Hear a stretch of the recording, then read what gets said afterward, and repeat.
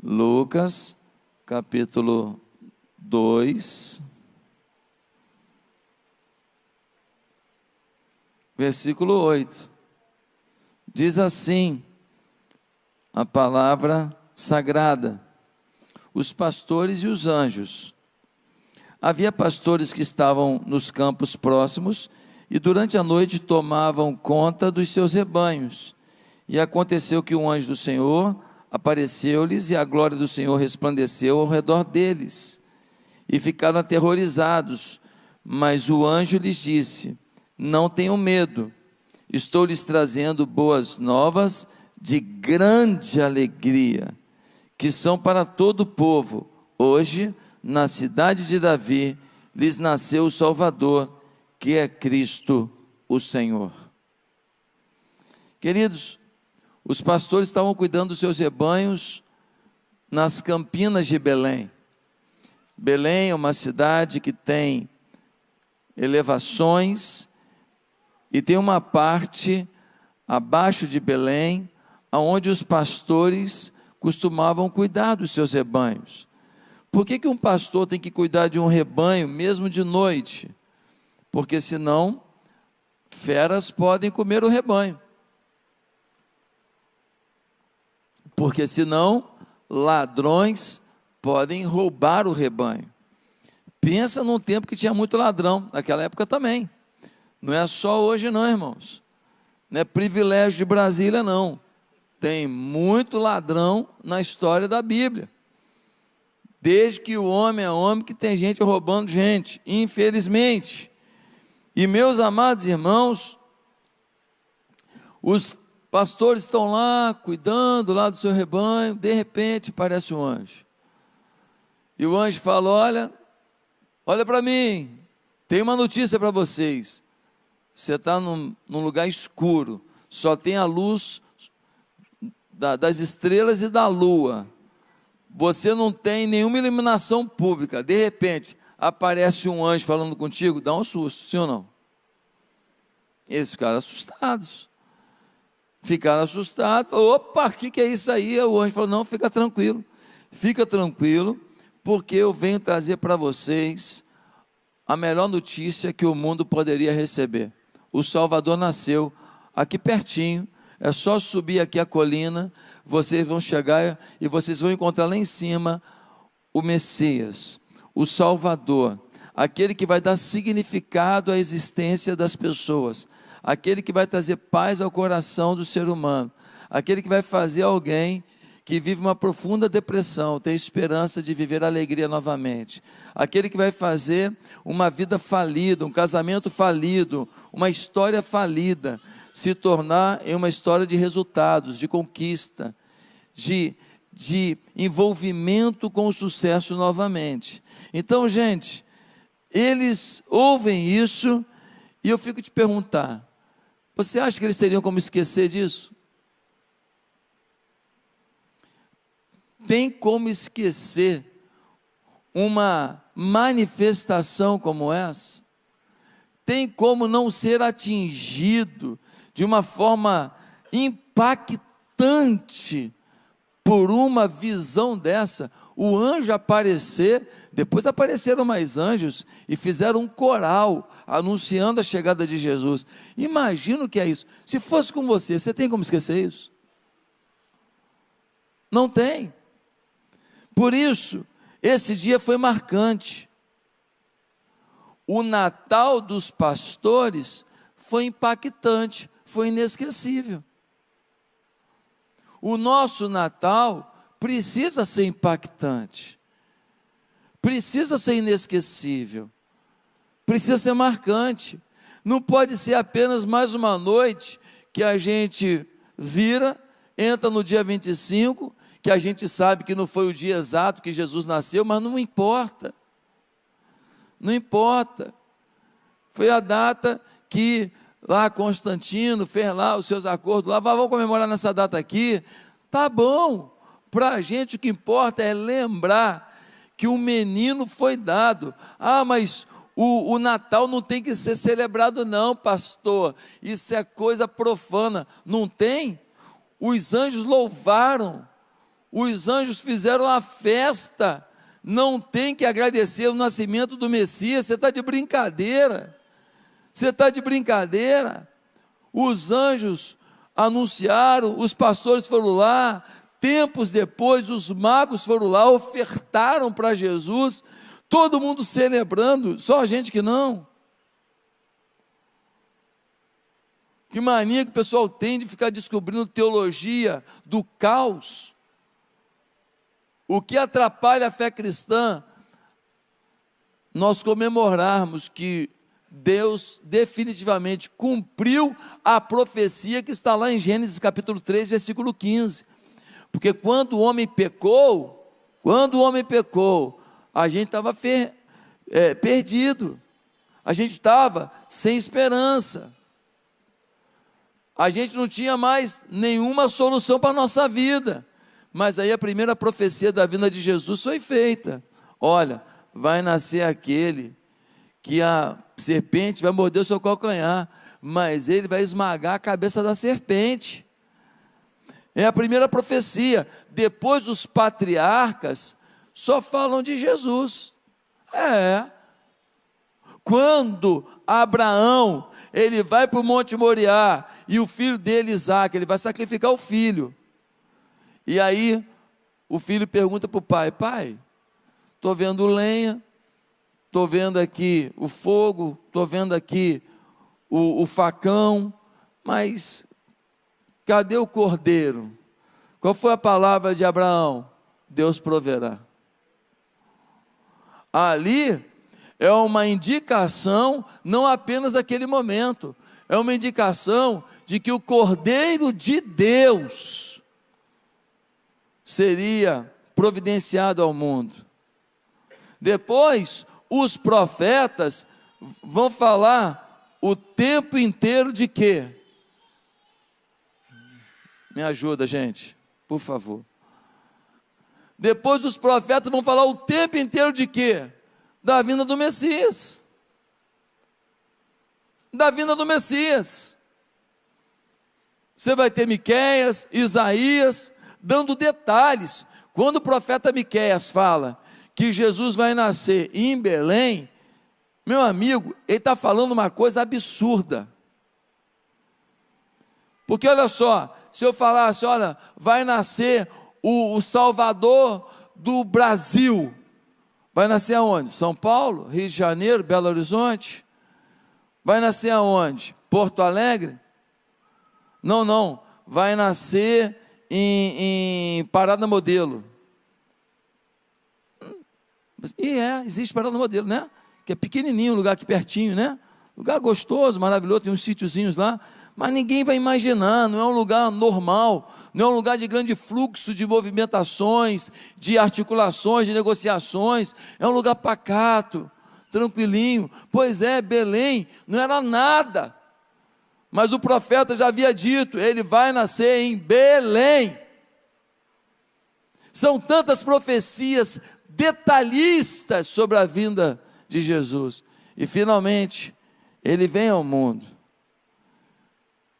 e a noite de Natal dos pastores foi impactante.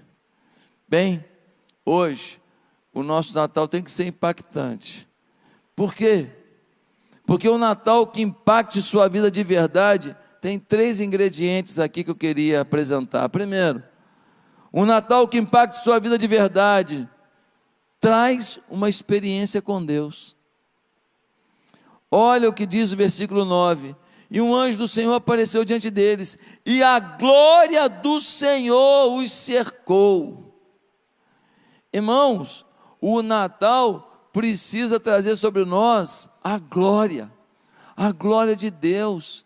Quando a gente lê no versículo 9 ainda diz assim, de repente um anjo de Deus apareceu no meio deles, e a glória de Deus brilhou no lugar onde estava. A glória de Deus foi tão forte, que ela saiu do campo sobrenatural, metafísico, ela se tornou física, material. A glória de Deus foi tão grande, que foi visível, não apenas sentida.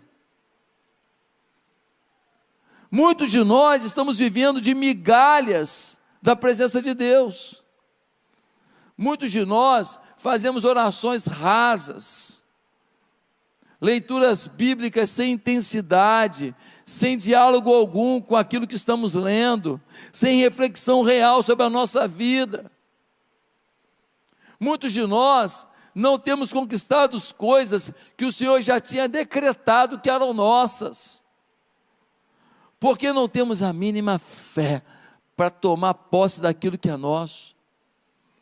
Muitos de nós estamos caminhando numa vida cristã do jeito que o mundo decidiu criar. As pessoas vivem por dinheiro, vivem por trabalho, vivem para suas vontades, vivem por seus sonhos, vivem por seus objetivos e não querem entender o que Deus tem de sonho e objetivo para elas. Não querem agradar a Deus, não querem revolucionar em nome de Deus. Agora, olha que interessante. A glória de Deus veio sobre quem? Pastores. Não veio sobre reis, não veio sobre homens de negócios, não veio sobre grandes comerciantes do Oriente. Depois os ricos vieram, os magos do Oriente tinham grana, trouxeram ouro, incenso e mirra. Isso vai acontecer quase 2 anos depois. Isso vai acontecer 1 ano e tereré depois. Tanto que Herodes quis matar todas as crianças de 2 anos para baixo. Porque entre o período que os magos receberam o anúncio da estrela, dizendo, olha, nasceu o Salvador, até chegarem a Jerusalém, encontrar com Herodes e tudo, Herodes pergunta, quanto tempo tem isso mais ou menos? E eles falam, e então Herodes decide matar todas as crianças de 2 anos para baixo. Quando a gente vê aqui na encenação da igreja, pastor chega, mago chega, dá a impressão que foi todo mundo no mesma reunião, né?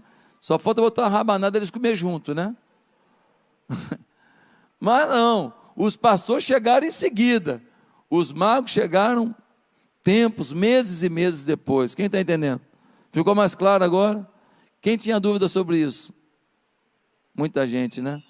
Poucos vão ter coragem de levantar a mão, mas gente, agora, olha, ele chega aos humildes, e o que isso quer dizer? Isso quer dizer que a glória de Deus está disponível a qualquer pessoa. A glória de Deus está disponível para você. Qual é a sua condição social? Qual a sua condição econômica? Qual a sua condição familiar? Qual a sua condição de erros do seu passado? Qual é a sua condição? A Bíblia está dizendo, olha, eu não estou olhando sua condição. O Natal precisa ser um momento em que você traga sobre a sua vida a glória de Deus. Eu me lembro que uma vez eu fui para uma floresta para orar, e eu queria muito da glória de Deus. Você não precisa ir para uma floresta para orar, você pode orar no seu quarto, mas era uma experiência diferente, era uma situação diferente. E aí, nós fomos para aquela floresta, e começamos a orar na floresta, e orar, e aí, a madrugada vai entrando, e meia-noite, 1 da manhã, 2 horas da manhã, 3 horas da manhã, e estamos orando, e lá pelas tantas, a gente abre o olho, e quando abre o olho, irmão, estava tudo iluminado, as folhas iluminadas, os troncos iluminados. Aí você fala, pastor, você nunca contou isso aqui. Pois é, algumas coisas do íntimo a gente não fica revelando no público, não. Pegava as folhas assim, elas brilhavam na minha mão. Ah, pastor, porque estava com muito tempo com o olho fechado, né? Mas não brilhava tudo, brilhava algumas coisas. Nós estávamos ali horas, ajoelhados diante de Deus, clamando a Deus, querendo a glória dele. Quando a glória veio, irmão, foi tão forte que ela se tornou além do metafísico. Pastor, mas eu preciso disso também? Não, você não precisa disso. Você precisa da glória sentida, você não precisa da glória vista. Você não precisa disso para poder experimentar o poder de Deus. Você precisa da glória de Deus na sua vida, até porque se você vê a glória de Deus e não tomar uma posição de agir conforme a glória, não adiantou de nada. Porque se você analisar friamente, você vai ver que quantas pessoas que viram milagres lá no Velho Testamento, depois murmuraram de Deus. Quantas pessoas lá que andavam com Paulo, viam milagres e depois abandonaram a fé. Quantas pessoas que viram os milagres de Jesus e depois rejeitaram o próprio Jesus. Então, querido, ver não resolve, tem que sentir e viver. Você precisa da glória de Deus. Você tem momentos com Deus?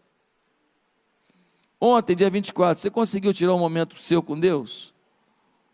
Oração, sonzinho. Eu tenho lá uns vídeos que eu boto lá do YouTube, música para orar. Bota aquilo ali, rapaz. Dá vontade de ficar orando ali, olha, coisa boa. Aí bate uma emoção às vezes.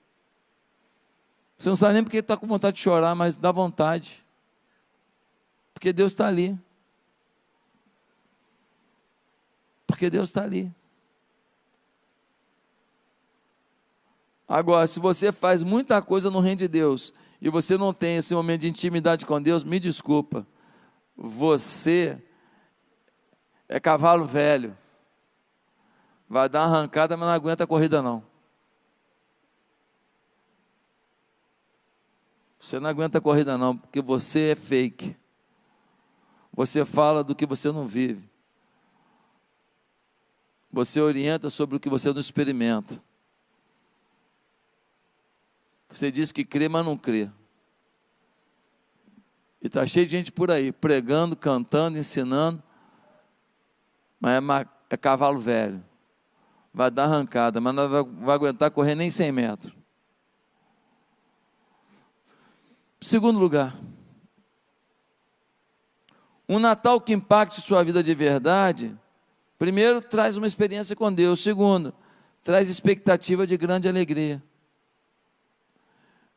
Eu fico vendo que o Natal para muita gente é triste. Você conhece gente que o Natal para ele é triste? Conhece? Quem conhece gente que o Natal é triste? Talvez você diga assim, pastor, eu estou falando de mim mesmo, não é nem de ninguém não. Por quê? Porque no Natal lembra de quem foi, no Natal lembra do que perdeu, no Natal lembra da amizade que acabou, no Natal lembra de quem o Covid levou. E o Natal acaba se tornando um período de uma avaliação sobre você e suas perdas. Quem está entendendo? Mas olha o que diz o anjo. O anjo diz assim, mas o anjo lhes disse, versículo 10, não temas, porque vos trago novas de grande alegria para todo o povo. O Natal é grande alegria. Por quê? Porque o Natal não tem a ver com pensar no que eu perdi, no que eu não consegui. O Natal tem a ver com a gente pensar em quem chegou. E porque ele chegou, a esperança do futuro continua. Porque ele chegou, a minha perda, ela tem prazo de validade. A minha dor não define minha história. Porque ele chegou, ainda que nessa vida muita luta eu tenha, a vida eterna me garantirá um lugar ao lado do Pai, em paz eterna, um lugar sem lágrimas, sem choro, um lugar sem desespero, um lugar sem traição, um lugar sem maldade. A chegada dele é a minha esperança de que eu posso virar o jogo. Pastor, estou devendo R$1 milhão. Cara, se você conseguiu dever 1 milhão, que você mexer com coisa grande. Porque para dever 1 milhão, pô, tu aprontou mesmo. Então, se você mexer com coisa grande para perder 1 milhão, então você consegue mexer com coisa grande para fazer 2 milhões. Ainda dá o dízimo, miserável. Reconhecendo que foi Deus na tua vida. Quem está entendendo? Se você conseguiu fazer 1 milhão de dívida, você consegue fazer 2 de conquista. Como assim, pastor? Quando tu pisa no acelerador, tu pisa forte para fazer droga. Pisa agora para fazer certo. Porque o Natal chegou. Quando o Natal chega, chegou a esperança. Quando o Natal chega, chegou o futuro melhor. Quando o Natal chega, chegou a conquista. Ontem eu reuni todo mundo lá em casa, dei um papel para cada um e fiz uma visão extraordinária de futuro com toda a família. E cada um foi desenhando o que sonha. E aí foi engraçado os desenhos e tal, cada um representando o que tinha de expectativa. E uma das coisas que eu desenhei lá no meu quadro de visão extraordinária, eu não vou te falar, só para você ficar na curiosidade. Não, uma das coisas eu coloquei igrejas espalhadas pela Europa, pela Ásia, pela África, Deus agindo através dessa igreja, se espalhando pelo mundo. Então, essa é uma visão extraordinária minha, é de ver essa igreja semeando em várias partes do mundo. Nós já estamos nesse crescimento. Essa é uma visão extraordinária que já vem lá de trás, e ela continua, né? E eu tenho outras visões extraordinárias que eu desenhei ontem no meu papelzinho lá em casa, tá certo? Gente, por que eu posso fazer uma visão extraordinária em pleno Natal? Porque a esperança chegou. A esperança nasceu. Como é que é o nome dele? Emanuel. O que quer dizer Emanuel? Deus conosco. Eu estava lá em Saddleback, nos Estados Unidos, em 99, um jovem pastor, aparelho no dente, óculos, cheio de sonho na cabeça. E aí, eu cheguei lá para visitar uma das igrejas mais extraordinárias do mundo, a igreja de Saddleback. E aí eu estava lá, e era época de Natal. E eu fui para o culto de Natal, aí uma japinha, uma chinesinha, cantando, voz mais linda do mundo, coisa tremenda. E ela cantava uma música que falava justamente do Emanuel. E ela falava, Emanuel, Deus conosco está. Emanuel, Deus conosco está. Emanuel. Gente, eu me lembro como fosse hoje, aquela moça falando, aquela coisa do Emanuel, Deus conosco está. Em inglês, é claro, né? Eu traduzi aqui. E ela falando, cantando, e eu falando, cara, olha que igrejão. Eu pastoreava uma igreja pequena, no interior de Minas Gerais, e eu olhando e falando, Deus conosco está, Ele está comigo também. Ele está comigo também. O Emanuel está comigo também. E se o Emanuel está comigo também, nós podemos ir longe também. E eu olhava para aquilo tudo e eu falava, nós não vamos ser menor não. E nós não vamos ser menor. Nós vamos fazer um estrago no inferno mesmo. Nós já somos quase 24 mil membros. Nós estamos avançando, nós estamos trilhando. Deus está fazendo algo extraordinário, sabe por quê? Porque no Natal, e foi um dia desse que eu lembrei disso, no Natal, naquele momento, Emanuel, Deus conosco está. Eu falei, Ele está comigo. Ele está com o Rick Warren, mas está comigo também. E você tem que falar agora assim, está com o pastor Josué, fala aí, o Emanuel está com o pastor Josué, mas está comigo também. Fala de novo, e está comigo também. Então, você tem que sonhar. Você tem que sonhar. Por quê? Porque chegou uma nova de grande alegria. Queridos, se a alegria do nascimento de Jesus não passar pela sua casa, pode passar rabanada, pode passar panetone, pode passar presente, pode passar um monte de coisa que eu não sou contra não, tá? Aliás, eu adoro isso de Natal, na boa, adoro. Pessoal que é contra isso, o pessoal ignora Jesus. Eu não ignoro Jesus por causa da rabanada não, muito pelo contrário, eu agradeço a Ele. Senhor, muito obrigado por essa rabanada. Oh, glória! Gente, o evangelho é mais simples do que esses. Tem o pessoal que quer coar um mosquito, mas deixa passar um elefante. Sim ou não? Então a gente não pode dar mole não, gente. Nós temos que celebrar. Agora, se não passar a alegria do Natal lá, a alegria, se for um dia de pranto, de desespero, então não teve Natal. Em último lugar, um Natal impactante, ele traz grande alegria, ele traz experiência com Deus, mas ele traz certeza da salvação. Se o Natal não trouxer convicção de que você está salvo, então também não tem Natal. Nós precisamos, ao participar do Natal, ter a convicção: se eu morrer hoje, vida eterna, zero problema, zero dúvida. Se eu morrer hoje, vida eterna, caminhada com Deus, caminho com Deus, vitória em Deus. Pastor, por que você está dizendo isso? Porque está dizendo assim, versículo 11: hoje, na cidade de Davi, lhes nasceu o Salvador, que é Cristo, o Senhor. Hoje, na cidade de Davi, em Belém, vos nasceu o Salvador. Deixa eu te perguntar, por que eles estão chamando Jesus de Salvador?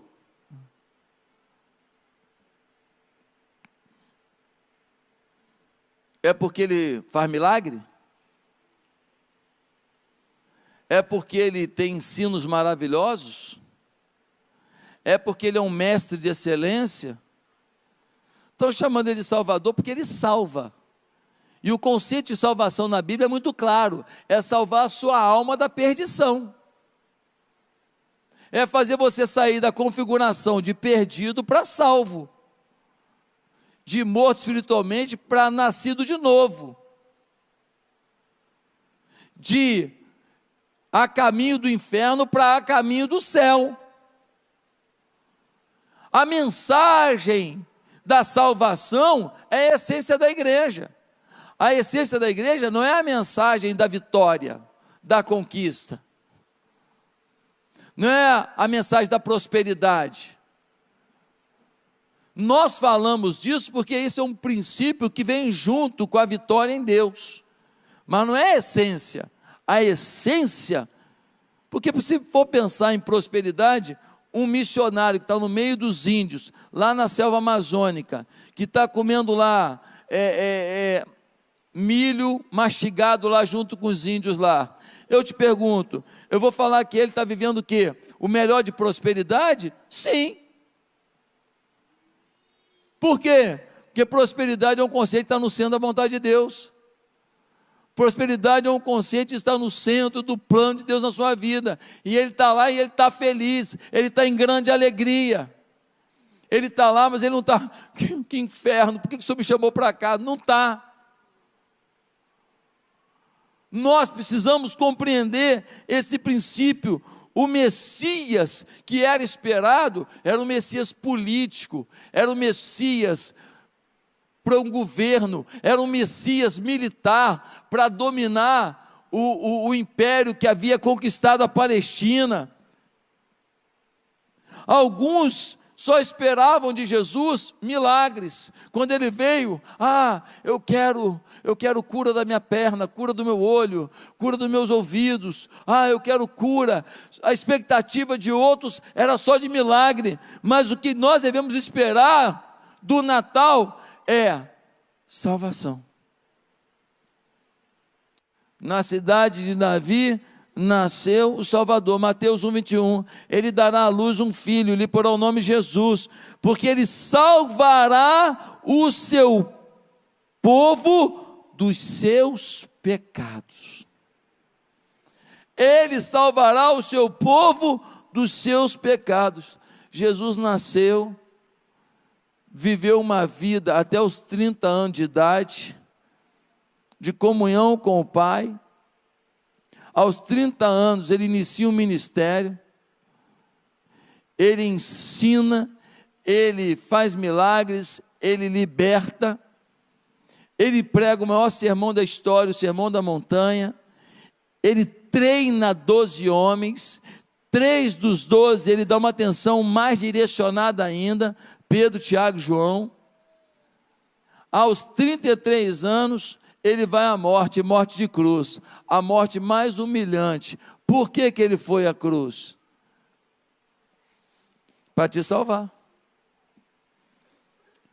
Ele vira para o pai, lá no Getsêmani, um jardim com muitas oliveiras. Tem oliveira no jardim do Getsêmani até hoje, de 2000 anos. Ou aproximadamente 2000 anos. 1000 e tereré anos, até hoje estão lá. Porque a oliveira, ela se renova. Ela nasce um broto novo e ela não morre. É impressionante. É impressionante. E lá no Getsêmani, ele fala com o pai: pai, se possível for, me tira dessa. Porque vai ser muito dolorido pagar o preço do pecado dessa turma toda. No entanto, seja feita a tua vontade. É como se o pai dissesse para o filho naquele momento: filho, o salário do pecado é a morte. Se você não morrer por eles, o plano que nós construímos juntos, que nós somos um único Deus. Você estava comigo construindo esse plano lá no início de tudo. O plano não se cumpre, porque toda a criação que nós geramos, a nossa imagem e semelhança, nós vamos ter que destruir. Jesus diz no Getsêmani: entendi, tá bom, eu estou esvaziado da minha divindade que está contigo, eu me fiz homem, eu vou suportar toda a dor e toda a agonia que um homem pode passar no lugar deles. E ele vai à cruz, e ele morre por nós. Jesus veio à terra para morrer por todas as coisas que você faz de errado. Ele veio para morrer na cruz por todas as coisas que você fala de errado. Ele veio à terra e morreu na cruz por todas as coisas que você pensa de errado. E se somar o que você pensa, o que você fala, o que você faz, dá um estrago. Que quando somos provocados, pensamos coisas horríveis. Quem nunca pensou em agredir alguém? Tem uns de Brasília que eu já pedi perdão a Deus várias vezes. Só Jesus na minha vida.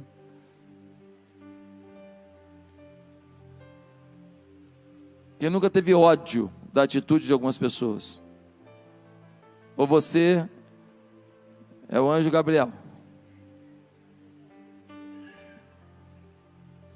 Nós temos falas, pensamentos e ações que nos credenciam a viver com o diabo no inferno. Mas aí, quando olham para você e o diabo fala: olha só a atitude dele, olha o jeito dele, olha a fala dele, olha o pensamento dele, ó, vou levar para o inferno. Aí um demôniozinho do lado fala: tu só não viu um detalhe. O quê? Ele está com a marca. Que marca? Do sangue de Jesus. Lembra quando no Velho Testamento, quando eles iam sair para a terra prometida, o anjo falou com Moisés: olha, coloquem o sangue do cordeiro nos umbrais das portas. Quando o anjo da morte passar, aonde tiver sangue no umbral da porta, não vai morrer ninguém naquela casa. Mas a casa que não tiver o sangue do cordeiro, o primogênito da casa vai morrer. Estão lembrados disso?